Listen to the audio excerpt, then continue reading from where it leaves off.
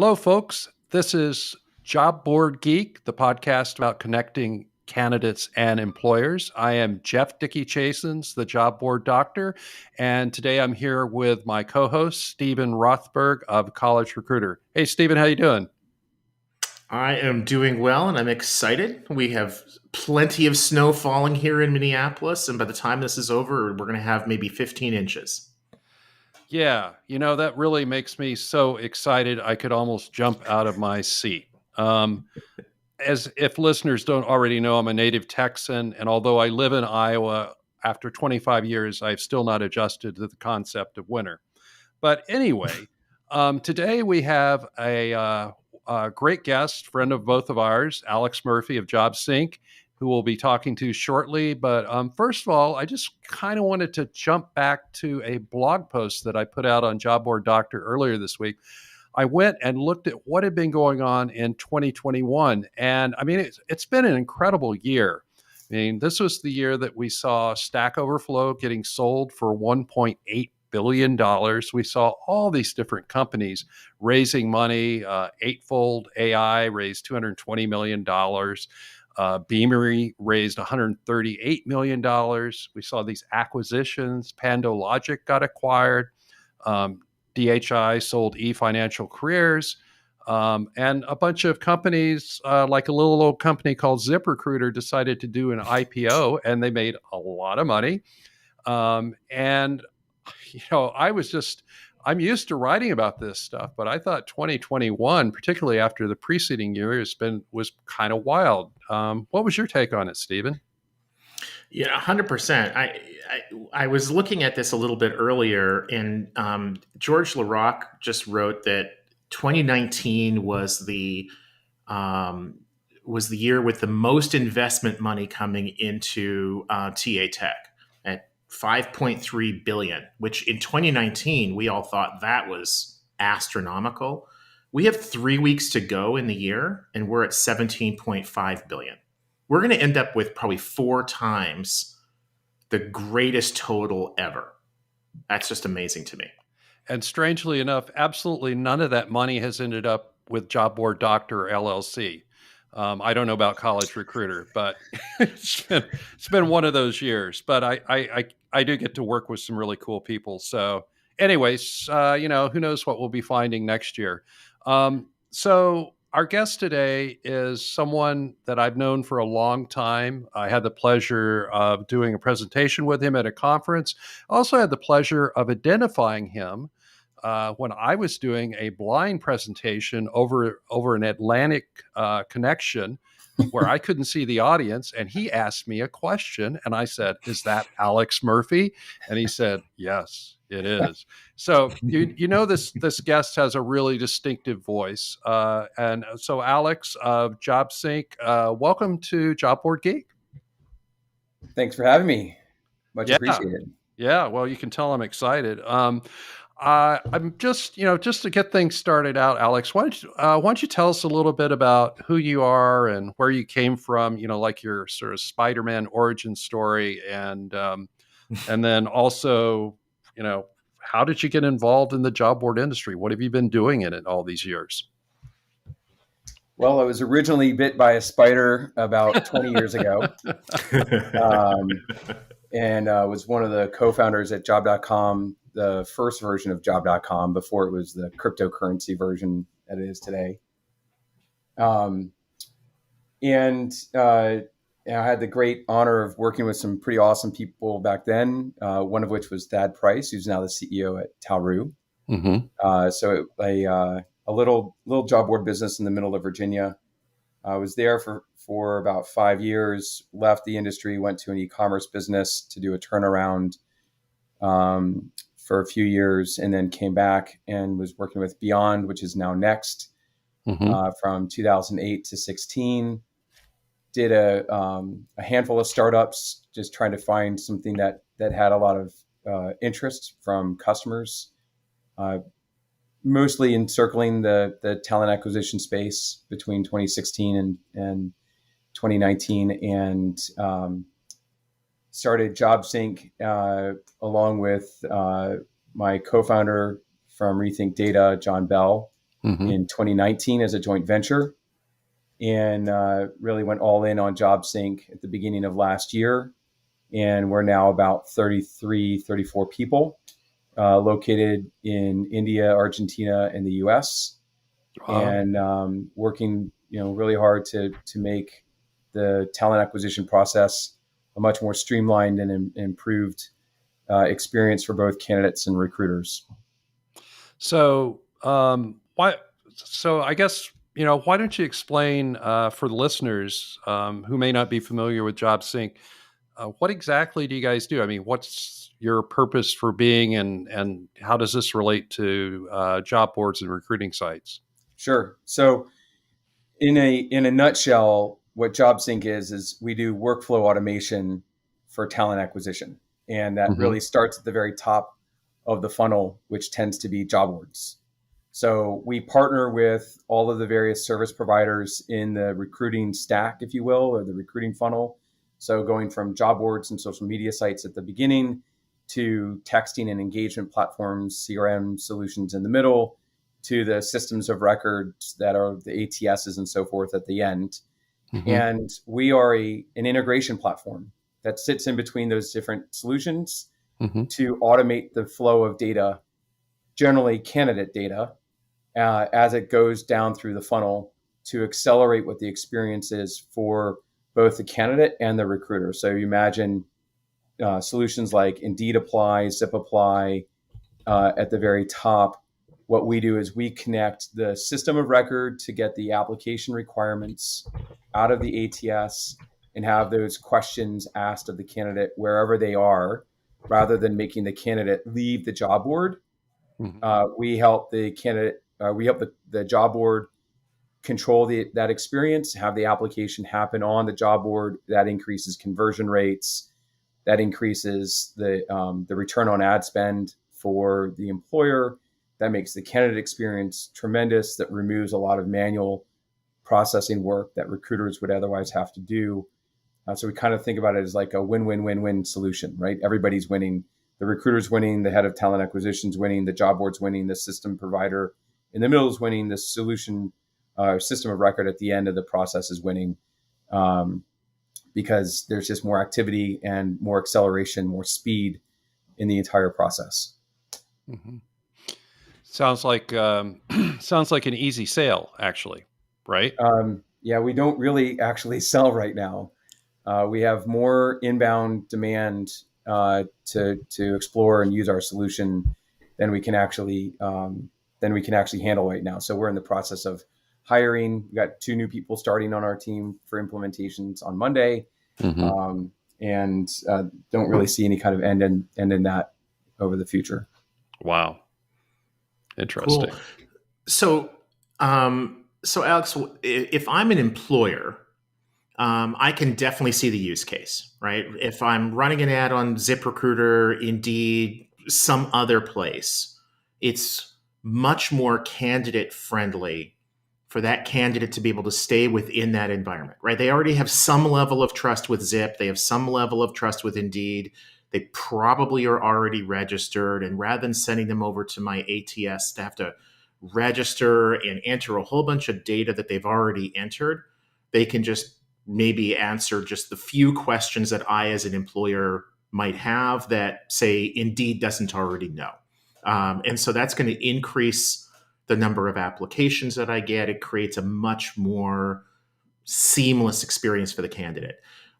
Talk with me about it from the perspective of the job board. Is the you may know that College Recruiter, we do most of our businesses on a pay-per-click basis. We don't get paid for the click unless the candidate goes to the ATS. And so if the candidate applies on College Recruiter to a job that's been advertised with College Recruiter, then there is no click that ends up happening. How do you work with job boards? Are there certain kinds of job boards that you're working with that work really well with this product and others that just don't? Like, what's sort of your ideal customer on the job board side? Yeah. So we partner with job boards in a couple of different ways. One of which is to create that fully immersive native application experience. Kind of think about like meeting the expectations of the user, which is that I'm going to have kind of instant gratification, instant access, and I don't have to have any delay, right? So kind of think about it as like the Amazonification of the world, right? Like I can buy ibuprofen that's delivered by Costco, but I buy it from Amazon, right? Yeah. Now, interestingly, Amazon is just a marketplace in that scenario. You can actually buy Costco ibuprofen from like hundreds of different e-commerce providers, where they do something called EDI, which is to transmit the sale and the transaction to Costco with what's referenced as a drop ship order, which is to say, this is the address of the customer, send them the stuff, checks in the mail. Although the check isn't in the mail, the funds are going through a wire transfer and they're probably already in your bank account, right? So we're just taking this concept of what happens in the world already in e-commerce, in travel, right? This started in travel like back in the 80s, where you could buy tickets through a travel agent. You could buy a ticket through United, but that would actually include a flight that might be, Lufthansa taking you. So you buy the ticket to Berlin, or not to Berlin, but to Frankfurt, and then from Frankfurt to someplace else, and you're combining all these carriers, right? So same concept 35 years later applied to job searching, right? So that's one. The second would be like what we call simply a connected apply, which is it's really not dissimilar from what your experience is today that your candidate on College Recruiter would have, but instead of sending them to an ATS where the experience is going to be I have to look at the job again, I click apply, I'm then presented with this login form, which if you haven't seen this, it's a really not awesome experience, I'd say, right? That's quite understated. It's horrifyingly bad. Right. Well, I live outside of DC, so I have to put my spin to things, right? Anyway, this experience, you put your job seeker hat on, like I'm on a subway, I see a job on College Recruiter, I click apply, I'm taken to another website that looks different now. So it took a while to load because that's what happens on the mobile web where most people are. It now is the same job detail that I just read. Okay, that's frustrating. So now I'm frustrated twice. I click apply again, and I'm taken to a login form. Yeah. What am I supposed to do with this login form? What username, password? Fine. I'm conditioned. It's 2021. I click forgot password. Put in my email address. It says you don't have an account. What am I supposed to do here, right? And unless I'm a professional job seeker, right? The professional job seeker knows, oh, you skip the login form and you go to this little link that says don't have an account yet, ? That's the thing you're supposed to click. And people wonder why they spend so much money and have so many people drop off, right? In the aggregate, it's 95% of people drop out. 19 out of 20 people don't apply that start down this apply journey. 19 out of 20. I think you're being really good at being aggravated as a job seeker. I mean, I can feel the aggravation coming out in your voice. And I mean, I know you're trying to be emphatic about it, but I hope the listeners realize that he's hitting on something that is a total and absolute complete pain point. I've worked with hundreds of sites. I've talked to hundreds of employers. I've talked to hundreds of candidates, and this comes up over and over and over again. And so think about the job board operator, right? Your job as a job board operator is to fulfill the need of the buyer, your customer. And the need of the customer is not clicks, it's not job postings, it's not impressions, it's not even applications, right? The need of the customer is I need to hire people, right? That is the problem that they are seeking to solve. All the other stuff is how you transact. And it's a good way to transact. Doing a CPC is a good way to transact. You could modify your model a little bit, and instead of charging for sending them off of your website, charge them for sending them from the search results to a job detail page. It's effectively the same click, right? Mm-hmm. You still charge them per click in that situation. The application takes place on College Recruiter, and then that way they actually get more applicants more quickly, which means that they're more likely to hire people faster, reduce their time to hire, which is kind of the key metric that most of our customers anyway we've been exposed to. That seems to be the thing that matters the most for them, because at the end of the day, they're being held accountable for whether or not they actually got the hires that they needed to get for their hiring managers, right? And the it's best about candidates just won't put up with that crap. That's exactly right. People will say, well, you're making it too easy for people to apply. And yeah, you're going to get some, let's call them bad candidates, people who aren't a good match. It's a little too easy for them. But the reality is you also lose the best candidates, the people who just say, I'm not going to go through your 45-minute process if I can apply for the same job with a company across the street in 2 minutes. I mean, why should they? They'd be stupid to. Leah Daniels joined us a few months ago. She's our chief commercial officer, and she has a wonderful way of characterizing this as the Goldilocks zone, right? So the 45-minute application is too long, too bad, too horrible. The easy apply, like the one-click apply, here's my name, my email, and my resume. When you phone them as a recruiter, they go, who are you? I didn't apply to a job, right? You actually need to have some level of screening questions to kind of get at, as David Bernstein on our team would put it, I want to find the people that are interesting, which means that I need to get enough information from them to discern who are the people I want to contact versus the ones that I probably shouldn't spend my time on, right? And so that kind of Goldilocks zone has 6 screening questions, 9 screening questions, doesn't require a college essay, right? It's something that can be answered and completed while they're in the subway station for the 80 seconds and they're connected to the subway Wi-Fi.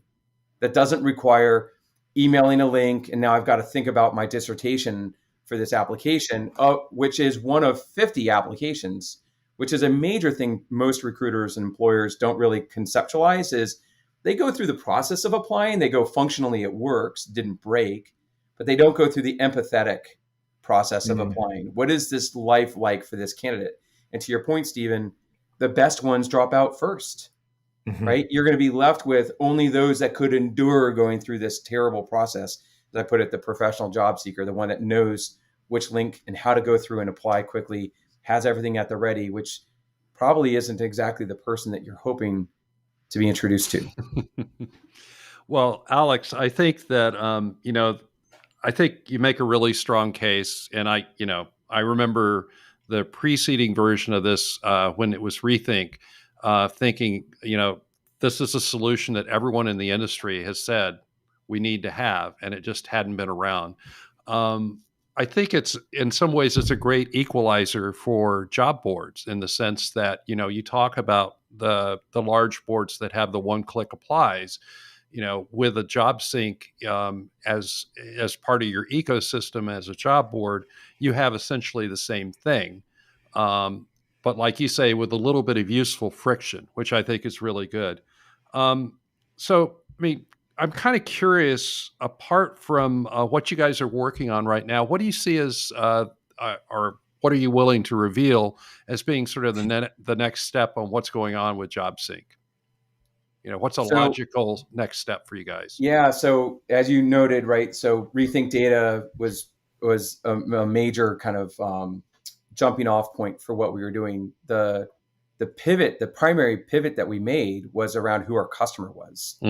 So we were trying to sell in Rethink Data kind of landscape. We were trying to sell to the job board, and that was not. We were not effective at doing that. And when we went to sell to the employer instead, what we found was that we were unearthing a much larger problem around recruiting inefficiency. And what we were solving for was to address that head on, right? How do we create efficiencies in your recruitment process, eliminate these manual steps, extra manual steps for the candidate, extra manual steps for the recruiter, so you kind of get this best of both worlds outcome. And so what's next for us is just doing more automation within the workflow that we're enabling for our customers. And so that's what's interesting about the way we approach the marketplace is that we understand that every company is different, the way they recruit is different, the way that they manage talent is different. And so what we've built in our platform is, while there's a lot of commonality and there's a platform backbone to it, it creates a unique implementation for every one of our customers. Mm-hmm. So we aren't trying to go in and force somebody to do something differently. We're just trying to take what they do manually and allow the computer to do it rather than the people. So, our customers get back 10 hours per recruiter per week of time that was otherwise spent doing manual tasks to actually just spend that time getting back in touch with the candidates that they have coming in, which means that, again, they can accelerate, et cetera, et cetera. So just doing more of the same, making that process more streamlined, making it so that we can implement new customers more quickly, implement the interaction or the integration into a job board more efficiently, just do more of that and accelerate. Wow. Yeah. Well, so I'll make a prediction. I'll be a little bit chat and cheeses on this one. I will say that you guys are going to be a target for acquisition sometime in the next couple of years, if you're not already. Because this sort of what do they call it? I've heard it called middleware before. This kind of middleware solution is so universal, and I see it in every market that I do consulting in, not just North America. It's wherever there's recruiting. So, if that happens, I hope it's a good experience for you. If it doesn't happen, I hope you just get bigger and bigger. So, Alex, it's so good to have you on the show. And if someone wants to get a hold of you and find out more about your own checkered past, or perhaps more about JobSync, how do they do that? So JobSync.io is our website. Okay. And then I'm pretty active on LinkedIn and Twitter. So LinkedIn, my handle is amurphy59. And on Twitter, it's Alex_Murphy. So excellent. Happy to have a chat. Yeah. Well, thanks so much for coming on to JobBoardGeek. I really appreciate it. Thanks, guys. And, Steven, in case people, for whatever reason, want to get in touch with you, how do they do that? Feel free to email me, Steven, Steven, at collegerecruiter.com. Alex, thank you so much. Thanks, Steven. Yeah. Okay. Well, folks, it's the end of another exciting JobBoardGeek podcast. I want to remind you to be sure to subscribe to JobBoardGeek. You can do that via our RSS feed, Spotify, Google, Stitcher, Deezer, et cetera, et cetera.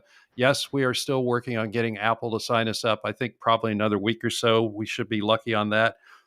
This is Jeff Dickey-Chasins, and you've been listening to JobBoardGeek, the podcast about connecting employers and candidates. And that's all for this week. I'll see you again later. Thanks. Bye.